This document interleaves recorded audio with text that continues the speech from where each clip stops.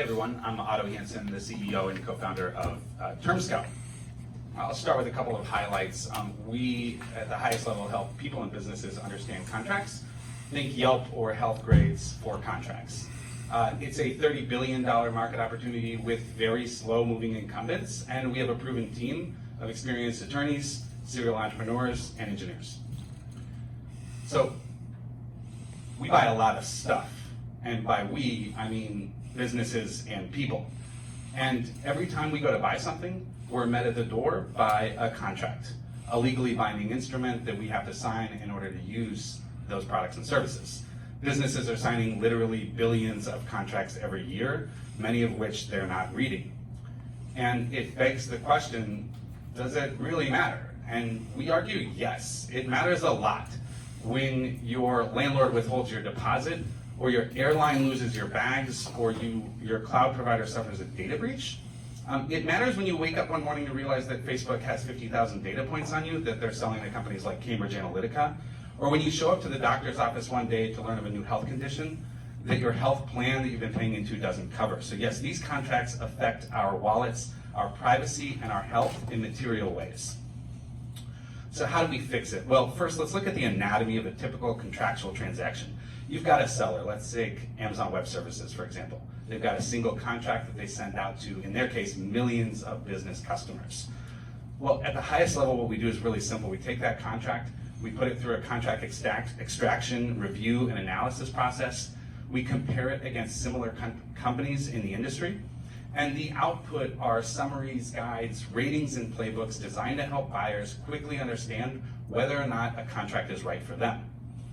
So if you're a buyer, that might look like anything from a copy of a free blog post on the 5 things you should know before flying Spirit Airlines, or a paid copy of our comprehensive industry report covering everything you should know about cloud contracts. We've also developed the world's first ever system for rating contracts and comparing them across different industries so that buyers can get a quick snapshot glance about what they're signing and whether or not it's fair. What we realized when we launched our first ratings just a couple of months ago in the cloud industry is that when you make the contents of companies' contracts public knowledge, the sellers in those industries become really interested in what we're doing. And we know that because we ended up in conversations with chief marketing officers of 2 major cloud companies. This was awesome validation of the hypothesis of our company. We've got a phenomenal team, starting from the bottom right. My technical lead and co-founder, Jordan Furdock, a full-stack developer, came over from a company called Net Results. Top right, my co-founder and chief operational officer, Peter Fatiano, who's standing here with me. Background investment banking, took one company public, co-founded healthgrades.com, which sold to private equity a couple of years ago for $300 million, and followed a very similar business model to the one that we're following. And we've got an army of attorneys here. I cut my teeth at a big firm in Denver called Davis, Graham & Stubbs. My boss and partner, head of our tech transactions group, Trent Martinet, is our general counsel. And we've got 2 other contract analysts, one with a procurement background and one from the US Army. She was a cryptographic linguist before coming to us. No slouch. It's a massive market. Businesses are spending $33 billion a year on contract review right now. And on the licensing marketing side, the certification services and the like, it's a smaller market, but the good news about that one is it is completely untapped. I've got a slide up. We're raising a $1.5 million seed round, 20% discount, $6 million cap. I can talk a little bit about where we've been. I can talk a little bit about a competitive landscape too, if that's interesting in the questions. Thank you.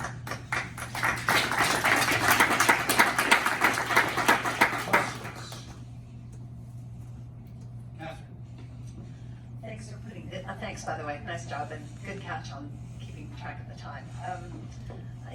Thanks for throwing this slide up because I've heard of automated contract review. I don't know anything about this market, but the back of my head says, don't other people do this already? So can you tell us a little bit more about the current state of this market and what you guys do differently? Yeah.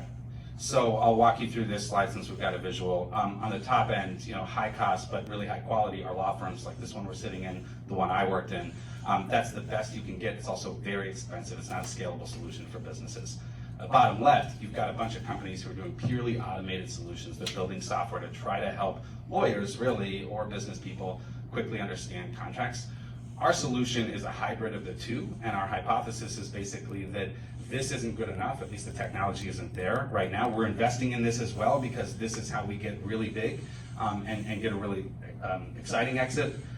But for now, we're combining legal resources, real lawyers, with automated review tools to provide a solution that we think is high quality at a low cost. Questions from our attorney, Mr. Emerson? Let's see, a couple things. First of all, unauthorized practice law. How do you get around that? So we provide general information about contracts, but we never tell you how a contract or a contractual provision applies to your specific circumstances. One of the key defining characteristics that constitutes practice of law. So we take the position and we encourage our customers, take our information and talk to your attorney about it. I understand that, but I see you're competing against law firms, so that really raises an issue in that one slide. Exactly, if you're competing against a law firm and you're telling me, well, not really. Well, I don't know. Anyway, I just want to let make Yeah, fair point. out there. And then lastly, on so here I am, and I get your service, and I think, oh yeah, I don't like the terms of Facebook. What am I supposed to do with that knowledge? How am I supposed to say, well, Facebook, unless you change your terms, I'm not going to, create an account. I mean, a lot of these are contracts of adhesion. I'm completely powerless to do anything about it. I may know more from your service that I'm getting screwed, but what do I do with that knowledge? In a market where there are no good competitors, you're right, there's not many options for buyers to do. Well, I said Facebook, it's a monopoly, and there's no competitors. Right, exactly. What am I supposed to do? So you'll probably keep using Facebook, but at least you'll have some tools to understand what they're doing with your privacy, for example. Where this is really valuable, though, is in markets where there is fierce competition, in cloud, in airlines. There are a lot of markets where we do have choices of what businesses we engage with, and where understanding what's in the contracts may matter more. It's your belief that customers will make a buy decision based on the terms of the contract rather than just on things like price? In addition to things like price, absolutely. Okay, good, fair enough. Catherine, So I guess that brings me to another question, which is who is your customer? And what of the universe of contracts that they might encounter in their lives, where, how do you get paid and why are they using you, I guess? So it's a little bit about what's your go-to-market theory. Yeah, so we got some information on target market down here. Initial target market, procurement groups, and law firms, actually, to answer the question about competitors. We really think law firms, although they might be considered competitors, are our early customers. We just struck a deal with a law firm. On the certification side, helping businesses communicate what's in their contract to their customers, that's marketing departments. okay, Neil? So, on the law firm side, I'd expect, like, let's say, Oracle or, somebody who has Microsoft or Amazon, AWS, that every large law firm has somebody who's reviewed the contract and made that available internally, right? If I'm a client, I'm not gonna, in general, or will I be paying for a review by my partner of that contract? I think you probably are going to pay for that, yeah, in most law firms. I am not aware of any big firms that have a really good system in place to say, hey, we reviewed AWS for client A, and now we're going to make sure that client B, Neil over here, gets the benefit from that work. If they happen to know if it was the same person that just did it, yeah, you'll probably benefit from that, but they're not going to go dig through their database and find out. Because they're probably gonna make more money if they have each partner. Exactly. Yeah. Exactly. Yeah, so, and that really seems like that's the major value of what you're doing. So coming back to, to the other question, right, what's your marketing strategy to address the not beyond the law firms, but the individual clients who are gonna go out and, let's say, decide which airline to fly? Yeah. Or which, or as a startup, which of my, cloud service providers, or as a software company, which cloud service provider would use? Great question, and this is why having Peter from HealthGrades is so fundamental to our team, because they addressed this question and built a phenomenal marketing engine that drove their business. And the answer to your question is, we produce really great content that we give away for free, such as airline ratings that we're publishing next month that help people quickly understand what's in those contracts. That free content drives eyeballs and attention to our business and helps us get the word out. Got it. Okay. Time for feedback, put the mic down, we're gonna start, back at the beginning, this time the David will end up with David.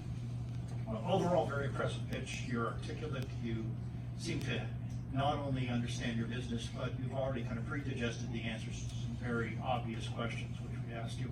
I like what you're doing, and there are, but what I think that the competition today here is worthy of mentioning and trying to understand how you position yourself. And my understanding is that competition today is not so much the technical side on an individual basis, but things like the Electronic Frontier Foundation.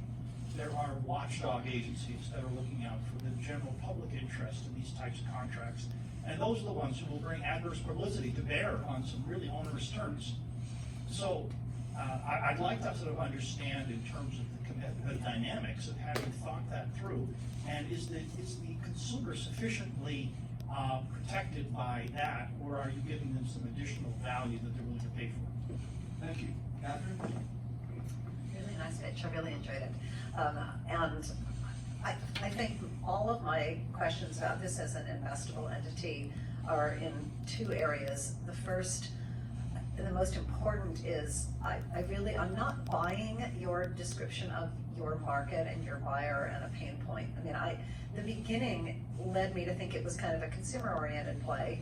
And then as you went through, I was thinking, well, maybe this would be better as a small business owner or a medium tier or someone who's really cash constrained, doesn't have the services of a big fancy law firm, and is actually dealing with a potential supplier and is in a negotiation on a contract that is still fungible or, has some room to move around, and in which case maybe your software would be good. Anyway, long story short, I think there may be other markets available, and these two just I'm not buying either one of these. I don't understand your path there, et cetera. So, but I still think it's interesting. I don't know anything about it. So well done, and I'm curious to learn more, and I'd send you to him because he's the lawyer. Okay, Monique? I think this is a really cool idea.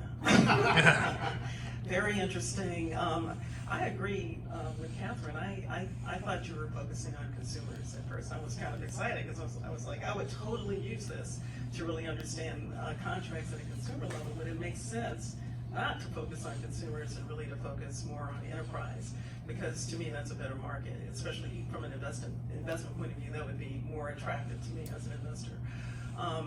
So I think being a little bit clearer, to Catherine's point, because I was a little bit excited, but then you kind of switched up on us a little bit, which is understandable. But generally speaking, I think this is a really interesting idea, and I'm definitely interested in following up on this particular opportunity. Okay, Neil? So I'm gonna echo the other comments and say, the challenge that I see with this is how do you address you've got these nice, 33 billion procurement, but what are the unit economics of your sale, right? So how are you going to address, what's your sales process, how many people are gonna buy it, free, right? Does this really scale to the level that, show me how you're gonna get to, 20, 30 million in revenue, right? Because those are the numbers, or at least 15 or 20 are the numbers that are gonna justify these kinds of investments even up front, right? So I'm looking for your revenue plan and the things that drive it. That's where I think we've got all the skepticism. We figured out that this makes sense. Just show us how you make those sales and how you buy it. Okay. And lots of them do. Thank you. Okay. You guys ready to vote? 1, 2, 3. Uh-oh.